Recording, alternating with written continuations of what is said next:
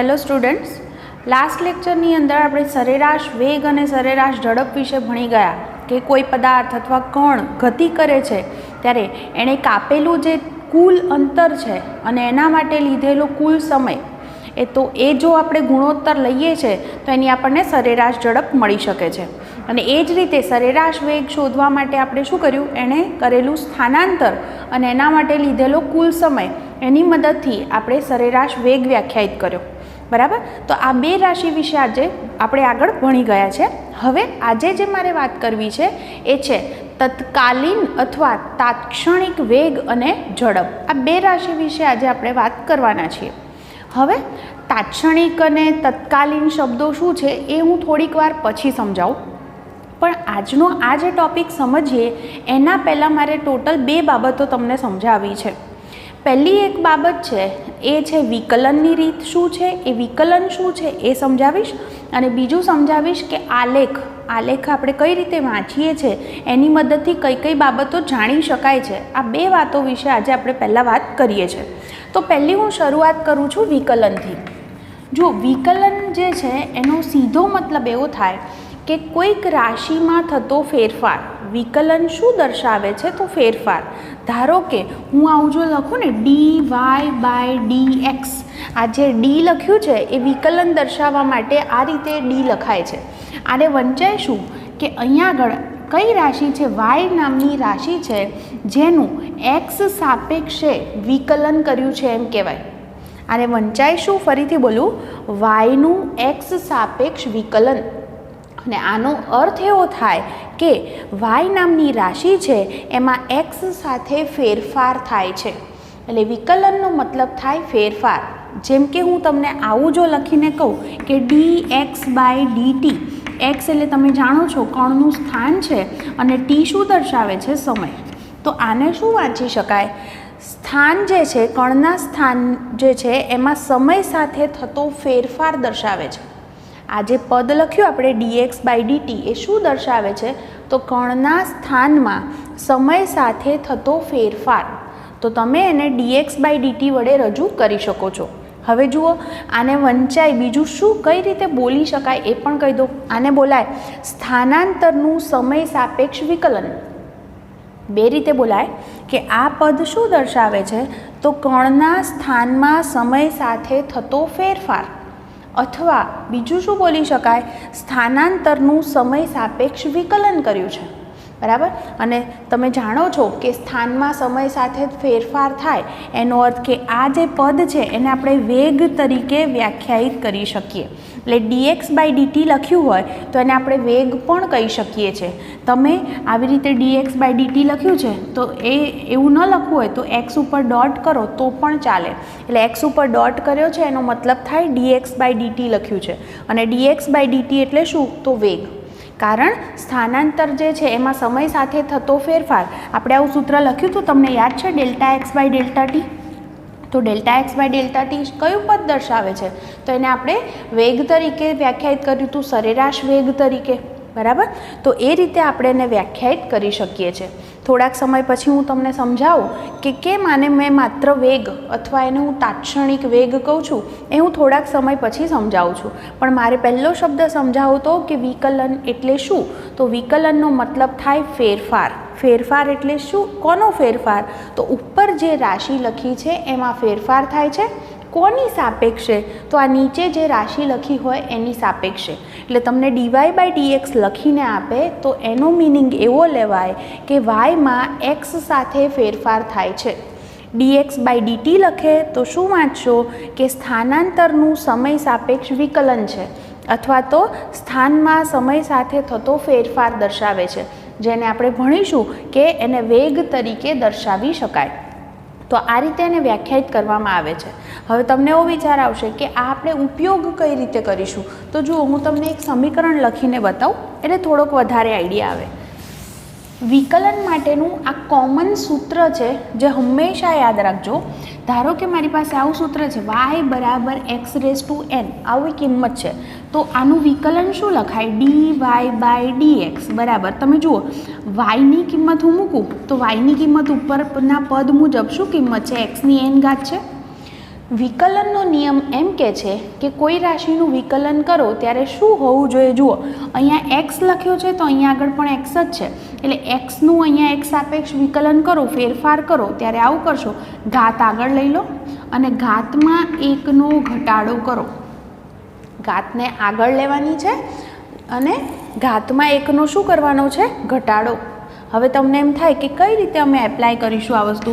ધારો કે હું તમને આવું લખીને આપું d/dx ઓફ x⁻3, તો એક્સ ક્યુબનું વિકલન શું થશે? તો શું કહેશો? ઘાત આગળ લખી દો, એટલે 3 આગળ લખવાના અને એક ઘાત ઓછી કરીને લખો, એટલે 3 - 1 કેટલા થઈ જાય? 2. તો એક્સ ક્યુબનું વિકલન શું? તો શું જવાબ આવે તમારો? 3x². ચલો, એમ કે x² વિકલન શું? x² વિકલન કરું તો શું થાય? ઘાત આગળ લખો અને ઘાત એક ઓછી કરી દો. 2 ઘાત હતી એની બદલે એક જ ઘાત છે. એક ઘાત હોય તો આપણે ન લખીએ તોય ચાલે, તો 2x કહેવાય. એટલે x² વિકલન શું થાય? તો 2x. બરાબર. એવી રીતે હું લખું d/dx ઓફ x⁻1, એટલે માત્ર x છે તો એનું વિકલન શું? તો ફરી પાછું ઘાત આગળ લો એટલે 1 આગળ આવશે અને ઘાતમાં એકનો ઘટાડો કરો, એટલે એક ઘાત હતી અને એક ઘટી જાય એટલે ટોટલ શું ઘાત થઈ જાય? 0. કોઈ પણની 0 ઘાત મતલબ 1, એટલે કે આનો જવાબ 1 થયો. એટલે તમે આવું બોલો ને dx/dx એટલે 1. ઓકે. જો આવી વસ્તુ છે કે d/dx ઓફ 5, આવું લખ્યું છે d/dx ઓફ 5, એટલે કોઈ અચળ કિંમત છે તો એનું વિકલન શું? જુઓ, અચળ છે તો એમાં ફેરફાર થાય, સ્થાન બદલાય તો 5 જે છે એ કોઈ નંબર છે, નંબર થોડો બદલાય, તો એનો અર્થ એવો થાય કે એમાં કોઈ ફેરફાર થતો નથી, એટલે કે એનું વિકલન 0 છે એમ કહેવાય. તમને એમ થાય કે મને આ સૂત્ર પ્રમાણે કરીને બતાવો તો પણ ચાલે. જુઓ, આવું લખાય, અને d/dx 5 × 1 કહેવાય. 1 એટલે એક્સની 0 ઘાત કહી શકીએ કે નહીં? હવે અહીંયા એક્સ છે જ નહીં એટલે મેં એક્સની 0 ઘાત છે એવું લખ્યું. હવે વિચારો, 5 અચળ છે ને એમના એમ લખું. હવે એક્સની 0 ઘાતનું વિકલન શું? તો ઘાત આગળ લખવાની છે અને ઘાતમાં એકનો ઘટાડો કરવાનો છે. તો જુઓ, આને 0થી ગુણો તો તમારો જવાબ શું આવે? 0. તો હવે તમે યાદ રાખી શકો કે કોઈ પણ અચળ પદ હોય તો એનું વિકલન હંમેશા શું મળે? 0 મળે. કારણ અચળ પદ છે એટલે અહીંયા કોઈ એક્સ હતો જ નહીં, એટલે મેં એક્સની 0 ઘાત ધારી લીધી, તો એને આધારે હું કહી શકું છું કે એનું વિકલન મને 0 મળશે. તો આ રીતે આપણે લખી શકીએ. અચ્છા, તમને એમ થાય કે આવું લખ્યું હોય તો 1/x² લખ્યું હોય તો જુઓ, આને એવું કરાય કે અહીંયા આગળ આ જે પદ છે છેદમાં એને હું ઉપર લઈ જાઉં તો કેવી ઘાત થાય? -2 થાય. તો ફરી પાછા નિયમ પ્રમાણે ઘાત આગળ લખવાની છે અને ઘાત એક ઓછી કરવાની. તો -2 હતી, હજી બીજી એક ઓછી થાય એટલે -2, અને એમાંથી હજી એક માઇનસ કરો એટલે કેટલી થઈ ગઈ ઘાત? -3. આ જવાબ આવો પણ લખી શકાય અથવા -2/x³ પણ લખી શકાય. તો આ રીતે તમને કોઈપણનું વિકલન આપ્યું હોય આવી રીતે, હાલ તમે આટલું વિકલન સમજો, જેમ જરૂર પડતી જશે એમ આગળ આપણે શીખતા જઈશું. તો આ રીતે તમે વિકલન કરી શકો છો. એટલે વિકલનનો મતલબ થાય ફેરફાર. બરાબર. અને વિકલન કઈ રીતે કરવાનું? તો જે રાશિનું વિકલન કરો છો તો એક્સનું એક્સ સાપેક્ષ વિકલન કરો છો અહીંયા, તો ઘાત આગળ લખી દો અને ઘાતમાં એકનું શું કરી દઈએ છીએ આપણે? ઘટાડો. તો આ રીતે આપણે જવાબ નક્કી કરી શકીએ છીએ. બરાબર. તો પહેલો પોઈન્ટ મારો આ હતો કે વિકલન કઈ રીતે કરાય એ મેં તમને અહીંયા શીખવાડ્યું. બીજી બાબત મારે તમને એ સમજાવી છે અને છે આલેખ વિશે. જુઓ, આપણે કોઈ પણ આલેખ દોરીએ છીએ તો એ આલેખ કઈ રીતે દોરીએ છીએ? તમે નોર્મલી જ્યારે કોઈ પણ આમ અક્ષ દોર્યું હોય તો અહીંયા એક્સ અક્ષ લખો છો ને અહીંયા વાય અક્ષ લખો છો, તો આ પણ એક પ્રકારનો આલેખ જ કહેવાય ને, વાય વિરુદ્ધ એક્સનો આલેખ. વંચાઈશું, આ વાય વિરુદ્ધ એક્સનો આલેખ છે. બરાબર. આવું વાંચી શકાય. જો હું એવું કરું કે એક્સ વિરુદ્ધ ટીનો આલેખ દોરું તો એનો મતલબ એમ થાય, અહીંયા મારે એક્સ લેવાના છે, હું ધારો કે મીટરમાં લઉં અને અહીંયા આગળ સમય લઉં જે સેકન્ડમાં લઉં છું, તો આને એક્સ વિરુદ્ધ ટીનો આલેખ વંચાય. એટલે જુઓ, વાય વિરુદ્ધ એક્સનો આલેખ કીધું એવી રીતે, તો વાય અક્ષ પર શું લેવાનું? એક્સ લીધો અને એક્સ અક્ષ પર શું લીધો છે? ટી. તો આ રીતે આપણે આલેખ દોરીએ છીએ અને વચ્ચે એરો કર્યો છે એને બોલવાનું શું? વિરુદ્ધ. એક્સ વિરુદ્ધ ટીનો આલેખ. એટલે કે સમય બદલાય એમ એક્સમાં શું ફેરફાર થાય છે એ આપણને આ આલેખ દર્શાવે છે. તમને યાદ કરાવું, આપણે એક આવો આલેખ દોર્યો હતો, હે ને, કે કોઈ પદાર્થ છે એ નિયમિત રીતે ગતિ કરે છે, એટલે સમાન સમયમાં સરખું અંતર કાપે છે તો સમપ્રમાણ સંબંધ કહેવાય. દાખલા તરીકે મારી પાસે આવું સૂત્ર હોય x બરાબર 2t, હું t બરાબર પહેલાં 1 મૂકું, આમ આપણે આમ બનાવી શકીએ ને, t જે છે સેકન્ડમાં અને x મીટરમાં, આવું આપણે ટેબલ બનાવીએ તો t બરાબર હું 1 સેકન્ડ મૂકું તો મને x શું મળે આમાં મૂકો તો પહેલો જવાબ 2 મીટર મળે, પછી 2 મૂકું તો 4 મળે.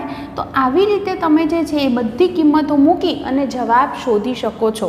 અને એની મદદથી આલેખ દોરો તો એવું બોલાય કે x વિરુદ્ધ tનો જે આલેખ હશે એ સમપ્રમાણ સંબંધ થયો. સમપ્રમાણમાં છે, જેટલો t વધે છે એટલો જ સમપ્રમાણમાં x વધે છે, તો તમને આ પ્રમાણેનો આલેખ મળશે. બરાબર. તો આવી રીતે આપણે આલેખ જે છે એને દોરીએ છીએ. હવે મારે આલેખની મદદથી તમને સમજાવવું છે શું, તો એ છે આલેખનો ઢાળ. હું થોડોક આલેખ મોટો દોરું તો તમને થોડુંક વધારે ક્લિયરલી દેખાઈ શકે. તો જુઓ, હું આલેખ દોરું છું આ રીતે. અહીંયા આગળ આપણે t લઈએ છીએ, અહીંયા આગળ આપણે x લઈએ છીએ. ધારો કે મારી પાસે આવો આલેખ છે. બરાબર. હાલ આપણે નિયમિત ગતિ માટે વાત કરી રહ્યા છે કે સમાન સમયમાં જે છે કણ સરખું અંતર કાપે છે અને તમને આ પ્રમાણેનો આલેખ મળી રહ્યો છે. ઓકે. હવે જુઓ, મારે એ સમજાવવું છે તમને કે આમાં આલેખનો ઢાળ આપણે કઈ રીતે નક્કી કરી શકીએ. તો આલેખનો ઢાળ એટલે શું? ઢાળ એટલે એવું બોલાય કે બે વાયામનો તફાવત, આનું ઓરિજિનલ સૂત્ર આપણે આવી રીતે લખી શકીએ, ભાગ્યા બે x યામનો તફાવત.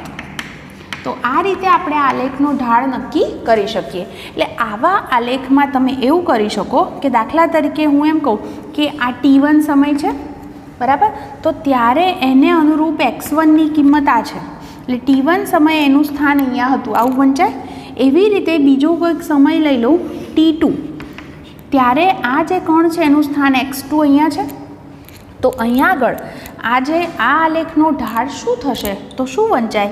બે, આવું કહી શકાય, બે વાયામનો તફાવત ભાગ્યા બે x યામનો તફાવત. તો વાયામ પર શું છે? x છે, બરાબર, સ્થાન છે, અને આ x યામ પર શું છે તો સમય છે. તો આવું લખી શકાય. બે x યામનો બે વાયામનો તફાવત પહેલાં બોલું તો બે વાયામનો તફાવત એટલે આવું લખીશ x2 - x1 અપોન બે x યામનો તફાવત, તો x યામ પર શું છે? સમય છે, તો t2 - t1. તમને યાદ હશે x2 - x1 એટલે ડેલ્ટા x કહેતા હતા અને t2 - t1 એટલે ડેલ્ટા t કહેતા હતા. એટલે કે હું આ આલેખનો ઢાળ શોધું તો મને ડેલ્ટા x બાય ડેલ્ટા tની જે કિંમત છે એ મળે, અને delta x by delta t એટલે આપણે એને સરેરાશ વેગ તરીકે વ્યાખ્યાયિત કરેલું છે. તો આ રીતે જે છે આપણને આલેખનો ઢાળ મળી શકે છે. હવે તમે જુઓ અહીંયા આગળ કે અહીંયા જો હું આ પ્રમાણેનો મને જો આલેખ મળ્યો હોય ને, સુરેખ આલેખ, તો એવું જરૂરી નથી મેં અહીંયા આગળ આવા બે બિંદુ પસંદ કર્યા. દાખલા તરીકે મારે આવી રીતે ઢાળ શોધવું હોય તો તમે કોઈ પણ બે બિંદુ પસંદ કરો. આ મેં દોર્યું, આના પરથી આલેખનો મને ઢાળ મળી શકે. એટલે મારે શું કરવાનું? બે વાયામનો તફાવત લેવાનો ભાગ્યા બે x યામનો તફાવત લેવાનો. તો જુઓ, હું આલેખમાં આમ દોરું તો જુઓ, આ t3 અને t4 કહેવાય. એવી રીતે અહીંયા આગળથી વેલ્યુ શોધીએ તો આ t3ને અનુરૂપ આ x3 થશે અને આ કિંમત જે છે એ x4 થશે. તો જુઓ, જો આવો સુરેખ આલેખ હોય તો તમે પોતે પણ ચેક કરી શકો છો કે અહીંયા આગળ આ જે તફાવત છે એ શું થશે? x4 - x3 થશે, બરાબર. તો હું હવે જો આલેખનો ઢાળ લખું તો શું લખાય? x4 - x3 અપોન અહીંયા x યામ પર શું છે તો શું લખાય? t4 - t3. તો હંમેશા ચેક કરજો કે તમને આ જે જવાબ મળે છે અને આ જવાબ સરખો જ હોય. એટલે કે કોઈ પણ આલેખ જો આવો સુરેખ હોય તો ભલે તમે જુદા જુદા બિંદુ પાસે ઢાળ શોધો. મેં આ બે પોઈન્ટ પસંદ કર્યા, એને અનુરૂપ આ બે પોઈન્ટ છે. એવી રીતે મેં t3 t4 સમય લીધો, બરાબર, એને અનુરૂપ x3 x4 છે.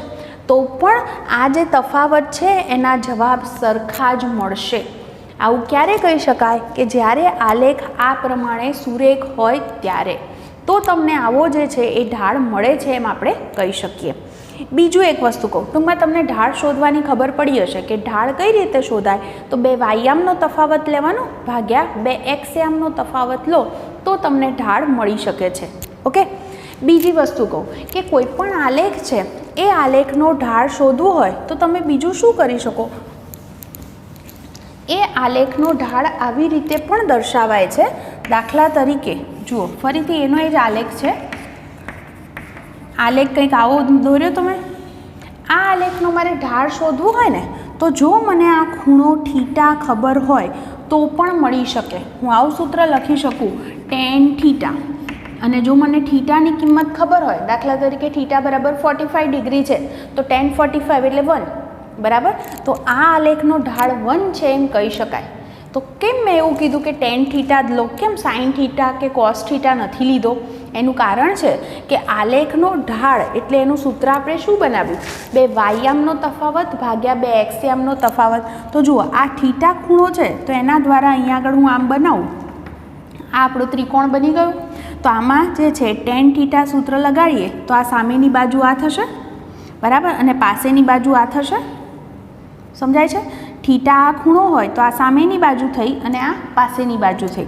હવે આ સામેની બાજુ છે તો આ બે બિંદુઓ છે, આના મૂલ્ય મારે જોઈતા હોય, કયો યામ જોઈએ છે? આ y-યામ, હે ને. તો અહીંયાથી હું શું કરીશ, આમ દોરીશ લંબ. તો આ બિંદુની કિંમત કેટલી છે? તો આટલી છે. અને આ બિંદુની કિંમત કેટલી છે? આટલી છે. તો આનું નામ જો x1 હોય, આનું નામ x2 હોય, તો આટલો જે ફેરફાર છે એ શું થવાનો? x2 - x1 થાય. આટલું પદ શું દર્શાવશે? x2 - x1. એવી રીતે નીચે જુઓ, આ જે સમય છે એને હું t2 કહું અને આ સમય છે અહીંયા એને હું t1 કહું. તો આ તફાવત શું દર્શાવે છે? t2 - t1. તો હવે હું લખું તો tan થીટા બરાબર સામેની બાજુ એટલે x2 - x1 છેદમાં પાસેની બાજુ એટલે t2 - t1. અને તમે જુઓ, આલેખના ઢાળનું સૂત્ર એ જ છે, 2 y-યામનો તફાવત ભાગ્યા 2 x-યામનો તફાવત. એનો અર્થ એવો થયો કે આપણને જો થીટા ખબર હોય તો આપણે સીધું જ tan થીટાની જે કિંમત થાય એ કિંમત આ ઢાળની થશે એવું આપણે બોલી શકીએ. અને આવો જે આલેખ છે એની અંદર તો દરેક બિંદુએ ઢાળ તમને સરખો જ મળે છે, તો સીધો તમને જવાબ મળી શકે. તો ટૂંકમાં આલેખનો ઢાળ શોધવા 2 y-યામનો તફાવત લેવાનો, છેદમાં 2 x-યામનો તફાવત લેશો તો તમને ઢાળ મળી શકે. એટલે ઢાળ શોધવા એક આ સૂત્ર પણ લખાય અને બીજું આ સૂત્ર પણ લખાય, બરાબર. તો આટલી વસ્તુ તમને સમજાઈ હશે. હવે આ આલેખ સુરેખ છે ત્યારે આપણે આવું કીધું, પણ જો આલેખ સુરેખ નથી તો એ સ્થિતિમાં શું થશે એ જુઓ. દાખલા તરીકે એવું થયું કે મારી પાસે કોઈક આવું સમીકરણ છે કે x = t², બરાબર. હવે હું ફરી પાછો કોઠો બનાવું છું. અહીંયા સમય લઈશ સેકન્ડમાં અને અંતર લઈશ મીટરમાં. અને એના માટે શું મને કોઠો મળે છે એ દોરીશ અને એના પરથી હું x વિરુદ્ધ tનો આલેખ અહીંયા આગળ દોરવા માંગુ છું, બરાબર. આ રીતે આપણે અહીંયા t લઈશું અને અહીંયા આગળ x લઈશું. તો તમે જુઓ, જ્યારે હું t = 0 મૂકું તો પહેલો જવાબ 0 જ આવશે. આમાં tની કિંમત મૂકવાની તો xની કિંમત શું છે એ મળશે. હવે t = 1 મૂકો તો 1નો સ્ક્વેર કરો તો 1 જ થાય. ચલો, હવે t = 2 મૂકો તો 2નો વર્ગ શું થાય? 4. પછી હું 3 મૂકું તો વર્ગ શું થાય? 9. 4 મૂકો તો શું મળે? 16. 5 મૂકો 25. 6 મૂકો 36. આવી રીતે આપણે કિંમતો મૂકીને આગળ ગણી શકીએ. અને હવે હું આલેખની અંદર દર્શાવું તો જુઓ, જ્યારે t = 0 છે ત્યારે x બરાબર પણ 0 છે તો આ પોઈન્ટ અહીંયા આવે. t = 1 છે ત્યારે x = 1 છે તો એ પોઈન્ટ અહીંયા આવશે. પછી t = 2 છે ત્યારે x = 4 છે તો એ પોઈન્ટ થોડુંક અહીંયા આમ ઉપર આવશે. તમે રિયલ ગ્રાફ પેપર લઈને પણ દોરી શકો છો. પછી t = 3 છે ત્યારે આની કિંમત 9 છે તો એ ગ્રાફ આમ આવશે. તો તમે જો આ બધા પોઈન્ટ્સને જોડશો તો તમારો જે આલેખ છે એ આલેખ કંઈક આવો બનશે, હે ને. આગળ જે સુરેખ આલેખ બન્યો તો એવો બનતો નથી, આમ વધે છે એવું તમે જોઈ શકો છો. ઓકે, તો અહીંયા આગળ આપણને આ પ્રમાણેનો આલેખ મળ્યો. હવે મારે શું કરવું છે કે મારે આ આલેખ છે, આ આલેખનો ઢાળ શોધવો છે. તો ઢાળ શોધવા માટે તમે આવું કરી શકો. ધારો કે મારે આ જે પોઈન્ટ છે આ પોઈન્ટ આગળ ઢાળ શોધવો છે તો હું શું કરું? આને સ્પર્શક દોરું. સ્પર્શકનો અર્થ ખબર પડે છે? આમ એને એમ ખાલી સ્પર્શે એવી રેખા. તો આ સ્પર્શક દોરો તો અહીંયા આગળ આ અક્ષ સાથે આટલો ખૂણો થીટા બનાવે છે. તો હવે જો હું tan θ સૂત્ર લઉં અને એમાં થીટાની કિંમત મૂકી દઉં તો મને આલેખનો ઢાળ મળી જાય. ચલો હવે હું આ પોઈન્ટ આગળ જો શોધું તો ફરી પાછું એ જ રીતે હું અહીંયા આગળ આમ સ્પર્શક દોરીશ તો હવે થીટા આટલો બન્યો કે નહીં? તમે જોઈ શકો છો અહીંયા જે થીટા છે એના કરતાં થીટાનું મૂલ્ય બદલાયું. જો થીટા બદલાય છે તો ઢાળ પણ બદલાશે એમ કહી શકાય. તો આનો અર્થ કે જ્યારે આલેખ આ પ્રકારનો છે તો જુદા જુદા બિંદુ પાસે ઢાળનું મૂલ્ય જુદું જુદું મળે છે. અને ઢાળ એટલે બીજી રીતે આપણે શું કીધું હતું?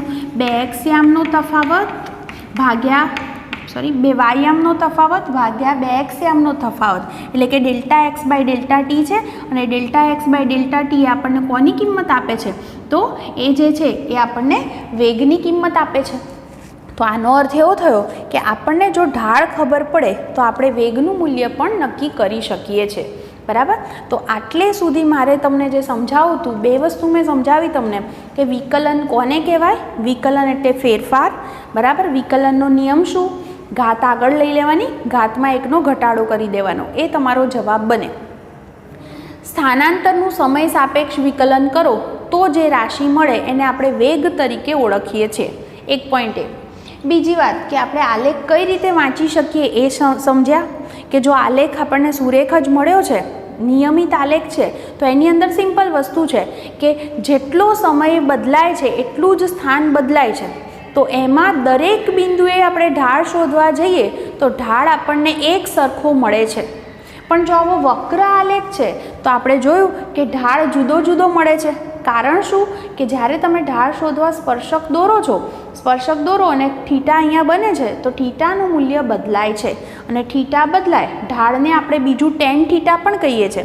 તો જો થીટા બદલાશે તો એનો અર્થ એવો થશે કે ઢાળનું મૂલ્ય પણ બદલાય છે. તો આ રીતે આપણે આલેખ વિશે સમજૂતી મેળવી શકીએ છીએ. હવે આપણા ઓરિજિનલ ટોપિક પર જઈએ અને એ ટોપિક છે આજનો આપણો તાત્ક્ષણિક વેગ અને તાત્ક્ષણિક ઝડપ. જુઓ, આપણે તત્કાલીન વેગ અને તત્કાલીન ઝડપ એ વ્યાખ્યાયિત કરીએ. તત્કાલીન અથવા તાત્ક્ષણિક બોલાય છે. એનો અર્થ સમજો, શબ્દ જ પકડો અહીંયા. તત્કાલીન એટલે તે જ સમયની વાત છે. તાત્ક્ષણિક તે જ ક્ષણે. દાખલા તરીકે આપણે વાત કરી રહ્યા હતા કે કોઈક વ્યક્તિ છે એ ગાંધીનગરથી અમદાવાદ જાય છે અને એવું બોલે છે કે મારી સ્પીડ 60 છે, 60 કિલોમીટર પર કલાક. તો એનો અર્થ એવો નથી થતો કે એ વ્યક્તિ ગાંધીનગરથી નીકળે છે, જેવું એનું બાઇક સ્ટાર્ટ કરે છે એટલે સીધો એનો કાંટો 60 પર છે અને અમદાવાદ જઈને અટકે ત્યાં સુધી એ 60 જ છે. એવું શક્ય નથી. આપણને એ પણ ખબર છે કે ઘણી જગ્યાએ જો ટ્રાફિકવાળો રસ્તો આવશે તો એની જે સ્પીડ છે એ ઘટી જતી હોય છે. બરાબર? અને ક્યાંક જો એવી જગ્યા છે કે જ્યાં ટ્રાફિક નથી તો એની સ્પીડ 60થી પણ વધી શકે છે. તો આનો અર્થ એવો થાય કે આપણે જ્યારે બોલ્યા છીએ કે 60 કિલોમીટર પર કલાકે એ જાય છે, એ હંમેશા એ સરેરાશ વેગ અથવા સરેરાશ ઝડપ જ દર્શાવે છે. એ બધી જ કિંમતની એ સરેરાશ દર્શાવે છે. અને ધારો કે એવું થયું કે કોઈક વ્યક્તિ છે, એ કોઈક વ્યક્તિ એક જગ્યાએથી નીકળે છે, બીજી જગ્યાએ પહોંચે છે અને એ દરમિયાન આપણને એની સરેરાશ વેગ છે એ કિંમત ખબર છે અથવા સરેરાશ ઝડપ ખબર છે. પણ ધારો કે એણે આટલું અંતર કાપવા માટે 5 કલાકનો સમય લીધો. પણ તમારે એવું જાણવું છે કે એ વ્યક્તિ જ્યારે એક્ઝેક્ટ 1 કલાક થયો ત્યારે એ સમયે એનો વેગ અથવા એની ઝડપ શું હતી એ જાણવું છે. એ પર્ટિક્યુલર એ ચોક્કસ સમયે. તો એ સમયે જ આપણે જે કિંમત શોધીએ એ તે ક્ષણની કિંમત આપણને વેગ અથવા ઝડપની તે ક્ષણની કિંમત મળે છે. અને તે ક્ષણની કિંમત એટલે એને તાત્ક્ષણિક વેગ અથવા તત્કાલીન વેગ અથવા તત્કાલીન ઝડપ તરીકે ઓળખવામાં આવે છે. એક વસ્તુ ક્લિયર કરી દો, તત્કાલીન વેગ અને તત્કાલીન ઝડપમાં ફરક એટલો જ કે ઝડપ છે એ માત્ર મૂલ્ય આપશે, જ્યારે વેગ છે એ મૂલ્ય અને દિશા બંનેની માહિતી આપે છે. આ બંને વચ્ચેનો ફરક છે. બાકી જ્યારે આપણે કોઈ પર્ટિક્યુલર ચોક્કસ સમયે આપણે જ્યારે તત્કાલીન વેગ અથવા તત્કાલીન ઝડપને વ્યાખ્યાયિત કરીએ છીએ ત્યારે બંનેનું મૂલ્ય હંમેશા આપણને સરખું જ મળશે. હું આગળ જતાં હજી પણ વધારે ક્લિયર કહીશ. તો ટૂંકમાં આપણને અહીંયા આગળ તત્કાલીન વેગ અથવા તત્કાલીન ઝડપ એટલે શું? તો આપણે એવું સમજ્યા કે કોઈ પણ પદાર્થ અથવા કણ જ્યારે ગતિ કરે છે ત્યારે આપણને એણે કાપેલા કુલ અંતર અને એના માટેના કુલ સમય પરથી આપણને જે સરેરાશ ઝડપ અથવા તો એની મદદથી આપણે સરેરાશ વેગ શોધી શકીએ છીએ. પણ ચોક્કસ કોઈ એક સમયે જ એનું વેગનું મૂલ્ય અથવા તો ઝડપ શું હતી એ આપણને ખબર હોતી નથી. તો આજે આપણે એ પ્રયત્ન કરીશું કે કોઈ એક પર્ટિક્યુલર ટાઈમે જ એક ચોક્કસ સમયે જ કોઈ પણ પદાર્થનો વેગ અથવા ઝડપ કઈ રીતે નક્કી કરી શકાય છે. અને સામાન્ય રીતે આની જરૂર ક્યાં પડે કે કોઈક પદાર્થ નિયમિત ગતિ કરતો હતો. થોડીક વાર પહેલાં જ મેં તમને 2 આલેખ દોરીને કીધું કે કોઈ પદાર્થ નિયમિત ગતિ કરે છે તો એનો આલેખ આવો છે અને એક્સ વિરુદ્ધ ટીનો હું આલેખ દોરું છું તો આ આલેખનો ઢાળ એટલે કે delta x by delta t છે અને મને વેગની કિંમત આપે છે. તો ઢાળ દરેક બિંદુએ સરખો છે. દરેક બિંદુએ સરખો ઢાળ છે એનો મતલબ વેગ એક સરખો જ રહે છે. તો આપણને આમાં કોઈ ચિંતા કરવાની જરૂર પડતી નથી. પણ જો આપણે જોઈએ કે આ આલેખ આવું મળે છે તો એમાં જોયું કે જુદા જુદા બિંદુએ શોધવા જઈએ તો ઢાળનું મૂલ્ય જુદું જુદું છે. ઢાળનું મૂલ્ય જુદું જુદું એનો અર્થ કે વેગ પણ આપણને જુદો જુદો મળે છે. અને વેગ જુદો જુદો મળતો હોય તો હું એવું ન કહી શકું આના જવાબ પરથી સીધે સીધું ખાલી હું delta x by delta t કરીને અથવા તો સીધે સીધું હું કહી શકું નહીં કે ચોક્કસ આ ક્ષણે એ પદાર્થનો વેગ કેટલો હશે. તો આપણે પર્ટિક્યુલર કોઈ એક સમયે એ કણનો વેગ કેટલો છે એ નક્કી કરવા માંગીએ છીએ. એટલે ટૂંકમાં આવી અનિયમિત ગતિ હોય આને અનિયમિત ગતિ કહી શકાય. તો એવી અનિયમિત ગતિ દરમિયાન આપણે કોઈ એક પોઈન્ટ આગળ વાત કરતા હોઈએ તો ત્યાં આગળ વેગનું મૂલ્ય જે છે એ ધન હોય ઋણ હોય ગમે તે આ કિંમતો આપણને મળતી હોય છે. તો પર્ટિક્યુલર એ જ ક્ષણે શું એની કિંમત હશે એ જાણવા માટે આપણે તત્કાલીન વેગ અથવા તત્કાલીન ઝડપને વ્યાખ્યાયિત કરી રહ્યા છીએ. તો હવે એને કઈ રીતે વ્યાખ્યાયિત કરવામાં આવે છે? તો તત્કાલીન વેગ અથવા તત્કાલીન ઝડપ એ વ્યાખ્યાયિત કરવી હોય તો તમે એવું વિચારો કે દાખલા તરીકે કોઈક વ્યક્તિ છે એ ગતિની શરૂઆત કરે છે અને અહીંથી ગતિ કરીને અહીં જાય છે. હાલ હું ખાલી સિમ્પલ આમ દોરું છું, બાકી તમે આ જ વસ્તુ આ આલેખમાં પણ આમ કરીને પણ દર્શાવી શકો. જો હું એવું કરું સમગ્ર માર્ગમાં કાપેલું કુલ અંતર મને ખબર હોય અને એના માટે લાગતો કુલ સમય મને ખબર હોય તો હું આ delta x upon delta T કરી દઉં તો મને સરેરાશ વેગ મળી શકે. હવે હું એક કામ કરું, દાખલા તરીકે વ્યક્તિએ આટલું અંતર 5 કલાકમાં કાપ્યું છે. હું એ સમયગાળો નાનો કરું, બરાબર 4 કલાક, તો મને આટલા ભાગમાં કિંમત મળશે. 3 કલાક 2 કલાક એમ કરતાં કરતાં હું એવું કરું છું કે જે ગાળો છે આ એકદમ નાનો લઉં છું. સમયગાળો છે ને ડેલ્ટા ટી, જુઓ મેં ડેલ્ટા ટી સમયગાળો 5 કલાક લીધો પહેલાં અને જોયું કે મને વેગ શું મળે છે. પછી 4 કલાક માટે શોધ્યું. એટલે તમે આ આલેખની અંદર એવું કરી શકો કે અહીંયા સમયની જુદી જુદી કિંમતો હોય તો અહીંયા 0, 1, 2, 3, 4 આવી બધી કિંમતો હોય તો તમે એવું કરી શકો પહેલાં એક પોઈન્ટ આ લો 9 સેકન્ડ માટે, બરાબર, અને બીજો જે પોઈન્ટ છે આ ગ્રાફ આગળ લંબાઈ દઈએ આપણે. બીજો જે પોઈન્ટ છે આ એક 9 સેકન્ડ માટેનો સમય અને એના માટે એક્સ અને આ 0 માટેની કિંમત, બરાબર. આ 9 અને 0 એટલે ડેલ્ટા ટીની કિંમત 9 સેકન્ડ થઈ. ત્યારે ડેલ્ટા એક્સ કેટલો છે શોધો તો ડેલ્ટા એક્સ બાય ડેલ્ટા ટીની કિંમત મળશે તમને કંઈક. હવે હું એ સમયગાળો નાનો કરું એટલે દાખલા તરીકે આપણે એવું કરીએ કે અહીંયા આગળ આ 6 સેકન્ડ લઈએ, બરાબર, અને આ બાજુથી હું 4 સેકન્ડ લઉં તો હવે આ ગાળો નાનો થયો. નાનો ગાળો થશે તો એ નાના ગાળા માટે મને પાછો વેગની કિંમત મળશે. એમ કરતાં કરતાં હું એ સમયગાળો ધીરે ધીરે એટલો બધો નાનો કરી દઉં કે લગભગ એ 2 પોઈન્ટ વચ્ચેનો તફાવત લગભગ 0 હોય. એટલે ટી બરાબર દાખલા તરીકે હું જો એવું કહું કે ટી બરાબર મેં 2 સેકન્ડ અને ટી બરાબર 2.02 સેકન્ડ, તો જુઓ તફાવત કેટલો છે, ખાલી 0.02નો જ તફાવત છે. તો એટલો નાનો તફાવતનો ગાળો લઉં કે એવું કહું કે ટી બરાબર 2 સેકન્ડે તમારી સ્પીડ આટલી હતી અને ટી બરાબર 2.02 સેકન્ડે શું સ્પીડ હશે, તો એ ગાળો કેવો થયો, બહુ મોટો જે છે સ્પીડમાં ફરક પડવાનો નથી. એટલે કે એ ગાળો ડેલ્ટા ટી આપણે કેવો લીધો કહેવાય, ખૂબ જ નાનો. અને ગાળો ખૂબ જ નાનો હોય ત્યારે ફિઝિક્સમાં આપણે એને આવું લખીએ છીએ કે limit delta T tends two આપણે 0 લીધી કહેવાય, ટેન્સ ટુ 0. એટલે સમયગાળો 0 નથી લીધો. બે ડેલ્ટા ટી જે ગાળો હતો, પહેલાં આપણે મોટો ગાળો લીધો, એક 9મી સેકન્ડ લીધી અને એક 0, તો ડેલ્ટા ટી 9 થયો, બરાબર. પછી હું ડેલ્ટા ટી એનાથી નાનો લઉં છું, એનાથી નાનો, એનાથી, એમ કરતાં કરતાં ડેલ્ટા ટી મેં કેટલો નાનો લીધો, ખૂબ જ નાનો લીધો છે. એ બે ટી વચ્ચે બહુ જ નાનો ગાળો હોય તો એવું કહેવાય કે delta T tends to 0. Tends to 0નો મતલબ થાય 0 નથી, પણ એની કિંમત 0ની નજીક છે.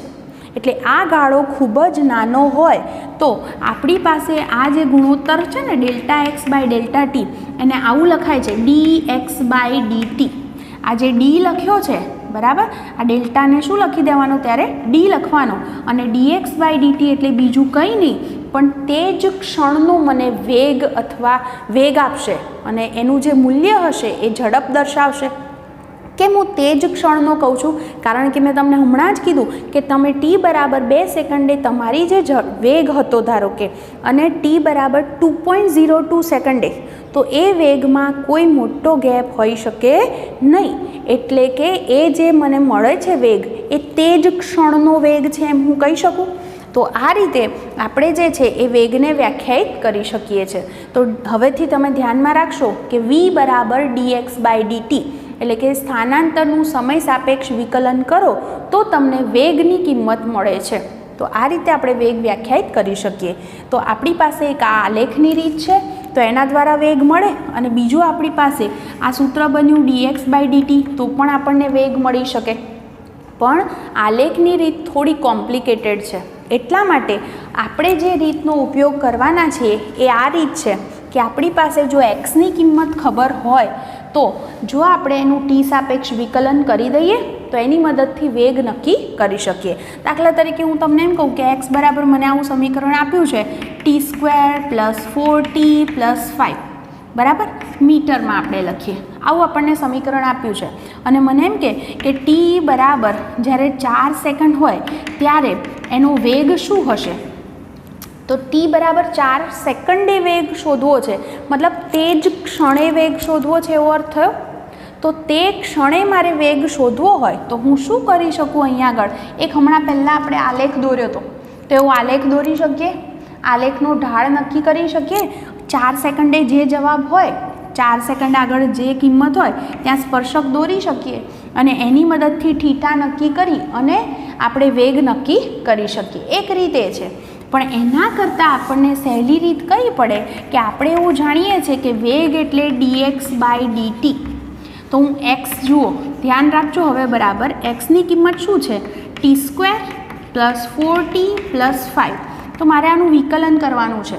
1 બાય 1 સ્ટેપ લઈએ. પહેલાં t² નું વિકલન કરો, ઘાત આગળ લખો, એક ઘાત ઓછી કરી દો એટલે 2t થયું, પ્લસ હવે 4 અચળ છે એમના એમ લખવાના, ટીની એક ઘાત છે તો વિકલન શું થાય, ઘાત આગળ લઈ લો, એક ઘાત ઘટાડી દો, અથવા dt/dt એટલે 1 જ થઈ જશે. પ્લસ 5 છે, અહીંયા ટી છે જ નહીં, તો કોઈ અચળ પદનું વિકલન શું, તો 0. મતલબ કે મને વેગ બરાબર શું સૂત્ર મળી ગયું, આવું મળ્યું 2t + 4. આમાં હું t બરાબર 4 સેકન્ડ મૂકી દઉં તો મને વેગ મળી જાય કે નહીં, તો 2 × 4 + 4 એટલે 12 જવાબ મળશે. એટલે શું કહી શકીએ આપણે સીધું આના પરથી કે જ્યારે ટી બરાબર 4 સેકન્ડ સમય હતો ત્યારે આપણને જે છે એ વેગ શું મળ્યો, 12 મીટર/સેકન્ડ. તો આ રીતે પણ આપણે જવાબ નક્કી કરી શકીએ. કહેવાનો મતલબ કે આ રીત આપણને વધારે સહેલી છે એવું હું અહીંયા આગળ કહી શકું, બરાબર. બીજું જુઓ, તમને એમ થાય કે શું આ સૂત્ર પરથી આ રીતે મને માત્ર ને માત્ર આટલી જ કિંમત મળી શકે. જુઓ, તમે સરેરાશ વેગ, તમને હું એમ પૂછું કે ટી બરાબર 2 સેકન્ડ અને ટી બરાબર 4 સેકન્ડ ગાળા માટે સરેરાશ વેગ શું હશે એ શોધો, આવો પ્રશ્ન હોય આમાં, તો શું કરવાનું, જુઓ આપણી પાસે સરેરાશ વેગનું સૂત્ર શું હતું, તો 2 ΔX/ΔT કરતા હતા. તો જુઓ આપણે શું કરવાનું છે, 4 સેકન્ડ અને 2 સેકન્ડ સમય માટે વાત કરવાની છે. તો અહીંયા આગળ સૂત્ર આવું બને x4 - x2 / t4 - t2. કેમ મેં આવું લખ્યું? કારણ કે x4 એટલે જ્યારે t બરાબર 4 સેકન્ડ હોય ત્યારનું સ્થાન અને x2 એટલે t બરાબર 2 સેકન્ડ હોય ત્યારે જે કણનું સ્થાન હોય. એવી રીતે નીચે સમય છે આ 4 સેકન્ડ માટે અને આ 2 સેકન્ડ માટે. મેં આવા સંકેત લીધા છે. તમને એવું ગમે તો x2 - x1 / t2 - t1 પણ લખી શકો છો. ચલો હવે આપણી પાસે આ સૂત્ર છે xનું. આમાં પહેલું x બરાબર 4 માટે x4 શોધવો છે. તો જુઓ x4 કઈ રીતે મને મળે? તો આમાં tની કિંમત શું મૂકવાની? 4 મૂકવાની. t બરાબર 4 સેકન્ડ હોય ત્યારે કણનું સ્થાન. તો આમાં t બરાબર 4 મૂકો એટલે શું થાય? 4 નો વર્ગ 16 વત્તા અહીંયા આગળ 16 વત્તા 5 એટલે 32 વત્તા 5 એટલે 37 મીટર આવે. અને જ્યારે t બરાબર 2 સેકન્ડ હોય ત્યારે તો x2 નામ આપું તો આમાં 2 મૂકો. 2 નો વર્ગ 4 વત્તા 4 × 2 8 વત્તા 5 કેટલો જવાબ થશે? 12 વત્તા 5 12 ને 5 17 મીટર. તો તમને x4 અને x2 મળી ગયા. તો હવે હું સરેરાશ વેગ શોધું તો સરેરાશ વેગ એટલે શું સૂત્ર હતું? x4 - x2 / t4 - t2. t4 એટલે 4 સેકન્ડ અને t2 એટલે 2 સેકન્ડ. તો જુઓ ઉપર જે છે એ ઉપર આ બાદબાકીનો જવાબ શું થયો? તો 20/2 એટલે જવાબ શું થયો? 10 મીટર પર સેકન્ડ. એટલે કે જોઈ શકો છો તમે અહીંયા તે ક્ષણનો વેગ તમને 12 મીટર પર સેકન્ડ મળ્યો ચોથી સેકન્ડે, પણ સરેરાશ વેગ શું મળ્યો? 10 મીટર પર સેકન્ડ. એટલે આપણે રસ્તામાં ક્યાંક બ્રેક મારી હોય, ક્યાંક ઝડપ વધારે પણ હોઈ શકે. આ બધી શક્યતાઓ છે એમ આપણે અહીંયા આગળ કહી શકીએ. તો આ રીતે જો તમે તત્કાલીન વેગ અથવા તત્કાલીન ઝડપ શોધો છો તો જો નિયમિત એકધારી ગતિ હશે તો એ બંનેનું મૂલ્ય જે છે એ આખા માર્ગ દરમિયાન અચળ જ મળે. પણ જો આ અનિયમિત ગતિ છે તો એનું મૂલ્ય સરેરાશ વેગ અને જે તત્કાલીન વેગ છે એનું મૂલ્ય સરખું મળી શકતું નથી. નિયમિત ગતિમાં સરેરાશ વેગ અને તત્કાલીન વેગ સરખા મળે, પણ અનિયમિત ગતિ હોય તો બંને સરખા મળે એવું જરૂરી નથી. બરાબર? એ જુદા જુદા આપણને મળી શકે. તો આ રીતના તમને MCQ પૂછી શકાય કે તમને ક્વેશ્ચન આપી દે, એમાં x બરાબર સૂત્ર આપે અને તમને બે વસ્તુ શોધવાની કે જેમ કે t બરાબર 2 સેકન્ડ અને t બરાબર 4 સેકન્ડ ગાળા માટે સરેરાશ વેગ શોધો. તો જો સરેરાશ વેગ શોધવાનું કે તો આવું સૂત્ર લખવાનું ΔX/ΔT.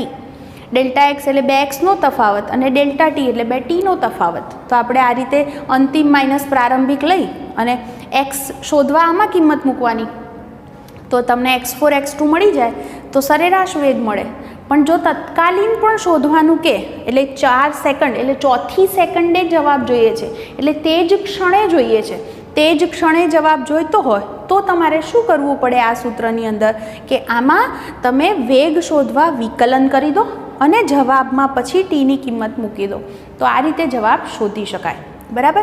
હું આ જ ક્વેશ્ચનને થોડોક બદલી નાખું અને જો એમ પૂછું, આ જ ક્વેશ્ચન છે પણ મેં એવું કીધું હોય તમને કે એવો કયો સમય હશે કે જ્યારે આ જે પદાર્થ છે એ પદાર્થનો વેગ 0 થશે. ઓકે, આવું ક્વેશ્ચન બનાવીએ તો જુઓ અહીંયા આગળ મેં xનું સૂત્ર મારી પાસે છે, હું આનું વિકલન કરી દઉં dx/dt કરી દઉં તો મને વેગ મળી જશે. હે ને? તો જુઓ વિકલન કરીએ ફરીથી t² શું થશે? ઘાત આગળ લઈ લો, એક ઘાત ઓછી કરી દો એટલે 2t, પછી 4tનું વિકલન શું થશે? 4, અને આ તો 0 જ થઈ ગયું. ચલો હવે તમને શું કીધું છે કે વેગ 0 એટલે વેગની કિંમત 0 થઈ જાય છે એટલે 0 મૂકી દઉં. તો 0 બરાબર 2t, અહીંયા હું માઇનસ કરી દઉં સૂત્રમાં કારણ કે આવું શક્ય નહીં બને, સમય માઇનસમાં ન હોય એટલા માટે. તો જો હું આવું સૂત્ર લખું તો શું થાય? 2t - 4 થયા. મેં કેમ અહીંયા માઇનસ કર્યા? કારણ સમય માઇનસમાં ન હોય. આ મેં જાતે બનાવેલું સૂત્ર હતું એટલા માટે. તો અહીંયા આગળ સમય માઇનસમાં ન હોય એટલા માટે મેં સૂત્રમાં આટલો ફેરફાર કરી દીધો છે. તો ઓરિજિનલ સૂત્ર હવે આ છે જેમાં મારે શોધવું છે કે કયા સમયે કણનો વેગ 0 થશે. તો મેં પહેલાં વેગનું સૂત્ર બનાવ્યું વિકલન કરીને, વેગ 0 છે એટલે 0 મૂકી દીધો. હવે તમે 4 અહીંયા લઈ આવો અને ટીને સૂત્રનો કરતા કરી દો 4/2 એટલે 2 સેકન્ડ. તો એવું કહી શકાય કે ટી બરાબર 2 સેકન્ડ સમય થશે ત્યારે આ કોણનો વેગ 0 થતો હશે એવું આપણે કહી શકીએ. તો તમને આટલી ખબર પડી હશે બરાબર કે આપણે શું સમજ્યા. હવે એના રિલેટેડ આપણી ટેક્સ્ટ બુકની અંદર ઉદાહરણ છે, ઉદાહરણ નંબર 3.2 એના વિશે વાત કરીએ. જો ઉદાહરણ 3.2 પ્રશ્ન આપણને આપે છે એક્સ અક્ષને અનુલક્ષીને ગતિ કરતા એક પદાર્થનું સ્થાન એક્સ બરાબર a plus b t square વડે દર્શાવ્યું છે, જ્યાં a બરાબર 8.5 મીટર, b બરાબર 2.5 મીટર પર સેકન્ડ સ્ક્વેર અને ટીનું માપન સેકન્ડમાં છે. હવે તમને એમ કહે છે કે ટી બરાબર 0 સમયે તેનો વેગ શું હશે. તમને ટી બરાબર 0 સમયે વેગ શોધવાનો કીધો છે અને 2 સેકન્ડ અને 4 સેકન્ડ વચ્ચે સરેરાશ વેગ શું હશે. એકચ્યુઅલી અહીંયા આગળ એક ઉમેરવું જોઈએ કે ટી બરાબર 2 સેકન્ડે પણ વેગ શું હશે. આ બે વસ્તુ આપણે શોધી શકીએ. જુઓ, પહેલું તો મને સમીકરણ આવું આપ્યું છે કે એક્સ બરાબર a plus b t square, જ્યાં a બરાબર 8.5 મીટર કિંમત છે, પછી બીની કિંમત છે 2.5 મીટર પર સેકન્ડ સ્ક્વેર, આટલું આપ્યું છે. તમને પહેલું શોધવાનું છે ટી બરાબર 0 સમયે વેગ શોધવો છે અને પછી પેલો ગાળો 2 સેકન્ડ અને 4 સેકન્ડનો ગાળો છે ત્યારે સરેરાશ વેગ શોધવો છે. હવે જુઓ, ટી બરાબર 0 સેકન્ડે વેગ એટલે તે ક્ષણે વેગ શોધવો છે. તો તાત્ક્ષણિક વેગ જોઈતો હોય તો આપણે શું કરવું જોઈએ? પહેલાં તો આનું વિકલન કરવું જોઈએ. તો હું આને dx/dt લખું એટલે કે એને વેગ પણ લખી શકાય અથવા x ડોટ પણ લખી શકાય, એક્સના માથા પર ડોટ પણ લખાય. તો વિકલન કરો. હવે એની કિંમત 8.5 છે તો સમય બદલાશે એમ 8.5માં કોઈ ફરક પડે નહીં એટલે એનું વિકલન 0. ચલો, એવી રીતે બી અચળ છે, અચળને એમના એમ લખી દો. હવે ટી સ્ક્વેરનું વિકલન કરો તો શું થશે? ઘાત આગળ આવશે અને એક ઘાત ઘટી જશે. મતલબ કે મારી પાસે સૂત્ર આવ્યું v બરાબર 2bt, આવી કિંમત મળી. હવે તમને ટી બરાબર 0 સેકન્ડ માટે વેગ શોધવાનો કીધો છે તો હું એનું નામ v0 આપું. તો આમાં ટીની કિંમત 0 મૂકો, તમારો જવાબ શું આવશે? 0 મીટર પર સેકન્ડ. અને જો ટી બરાબર બીજી કોઈક સેકન્ડ, અહીંયા રકમની અંદર જે છે એ 2 સેકન્ડ માટે પણ ગણવાનું કહેવું જોઈએ. તો 2 સેકન્ડ માટે કીધું હોય તો હું એનું નામ v2 આપું. ચલો, આમાં 2 મૂકો તો 2, પછી બી અને ટીની કિંમત 2 છે. અચ્છા, બીની કિંમત પણ 2.5 છે એવું આપણને આપ્યું છે તો હું 2.5 મૂકી શકું. તો ગુણાકાર કરો તો અહીંયા આગળ જે છે તમારો જવાબ 10 આવશે, 10 મીટર પર સેકન્ડ. તો તમને ટી બરાબર 0 સેકન્ડ માટે અને ટી બરાબર 2 સેકન્ડ હતી ત્યારે વેગ શું હતો તે ક્ષણનો એટલી કિંમત મળી ગઈ. હવે બીજું શું શોધવાનું કીધું છે? સરેરાશ વેગ. કયા કયા સમયગાળા માટે? ટી બરાબર 2 સેકન્ડ અને ટી બરાબર 4 સેકન્ડની વચ્ચે જે સરેરાશ વેગ છે એ કેટલો હશે એ શોધવો છે. તો આપણે થોડીક વાર પહેલાં જ આવી પ્રેક્ટિસ કરી કે પહેલાં આપણે શોધવું પડશે કે જ્યારે ટી બરાબર 2 સેકન્ડ હોય ત્યારે કણનું સ્થાન છે એનું નામ હું x2 આપું. તો એક્સનું આ સૂત્ર છે. શું સૂત્ર છે? a plus b t square બરાબર. આમાં કિંમત મૂકવી પડશે. એની કિંમત છે 8.5, બીની કિંમત છે 2.5 અને ટી એટલે 2નો વર્ગ.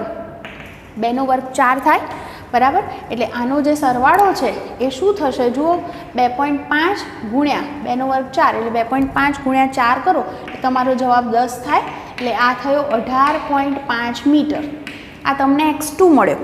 એ જ રીતે ટી બરાબર 4 સેકન્ડ હતું ત્યારનું મારે x4 શોધવો હોય તો ફરી પાછું આ જ સૂત્રની અંદર કિંમત મૂકી દઈએ. 8.5 વત્તા આ 2.5 છે અને ટી જે છે એ 4 છે બરાબર. તો ફરી પાછો આ રીતે ગુણાકાર કરો. 4નો વર્ગ 16, 16 ગુણ્યા 2.5 કરી દો અને કિંમત શોધી કાઢો. શું જવાબ મળે છે એ જુઓ. તમારો જે જવાબ છે એ કંઈક આવો આવે છે. આ જે વર્ગ કરશો તો આનો ગુણાકાર જે છે એ 40 થશે બરાબર. 16 ગુણ્યા 2.5 છે એટલે અને 8.5 એટલે 48.5 મીટર જવાબ થયો.